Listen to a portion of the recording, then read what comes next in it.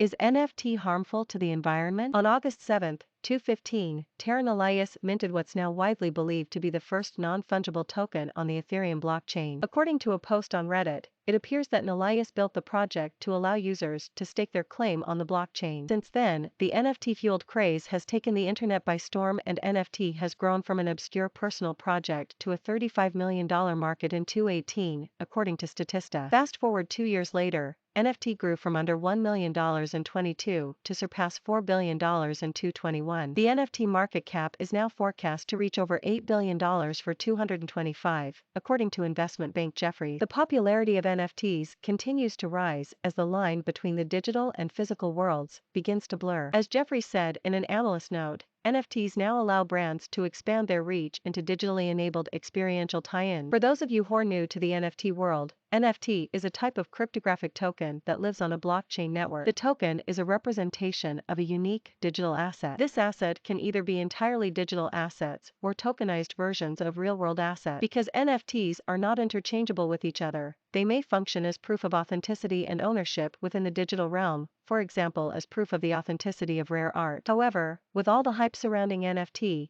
there is a dark side of it that has not received much scrutiny about NFT'ss impacts on the environment. The good news is that people are now beginning to ask questions if NFTs are harmful to the environment. Early last year, as the hype around NFTs began to mushroom, a segment of the art community came out in protest against the environmental impact of NFTs.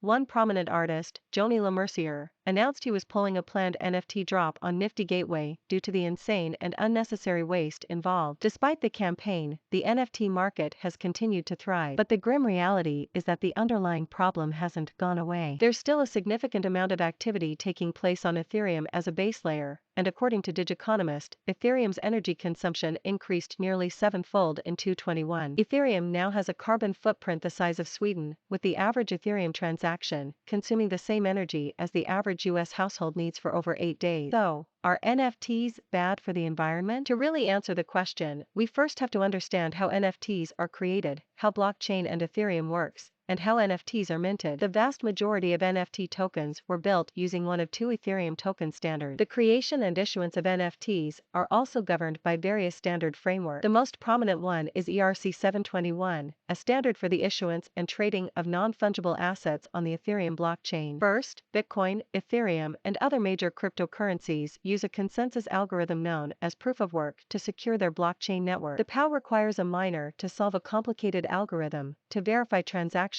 within a block. This allows information to be stored in a distributed, decentralized manner across many nodes in a network while remaining secure, reliable, and dispute-free. However, the proof of work process is also the principal cause of high energy requirements as it is used to validate blockchain transactions, which can include NFT purchases and sales. For example, the amount of energy required to create a token is 34 kilowatt-hours.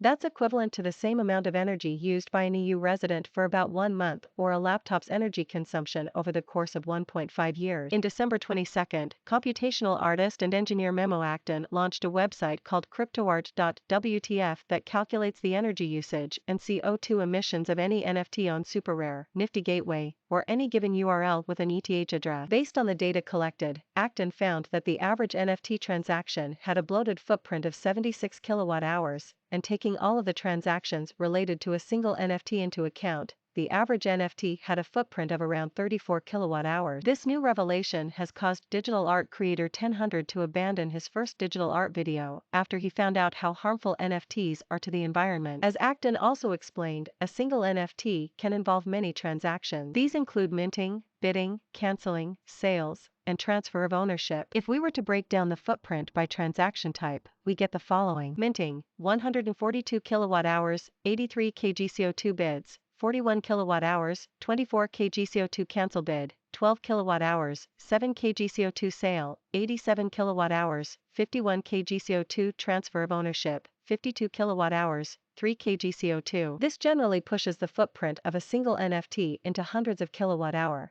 and hundreds of KgCO2 emissions, and often higher. Akten also analyzed about 8 transactions relating to 18 NFTs on the CryptoArt NFT marketplace SuperRare. Of the 18 CryptoArt NFTs that he analyzed, the average NFT has a footprint of around 34 kilowatt-hours, 211 KgCO2. How to solve NFT energy problem. So how do we solve the NFT energy problem? The single most effective way to reduce the carbon footprint of NFTs is to move transactions off layer 1 platforms using proof of work. Until Ethereum's move to proof of stake is completed, hopefully, later this year, this means reducing dependency on Ethereum, for which there are two possible solutions. Users can either use NFT services available on other L1 blockchains or one of the highly scalable and effective Ethereum Layer 2s.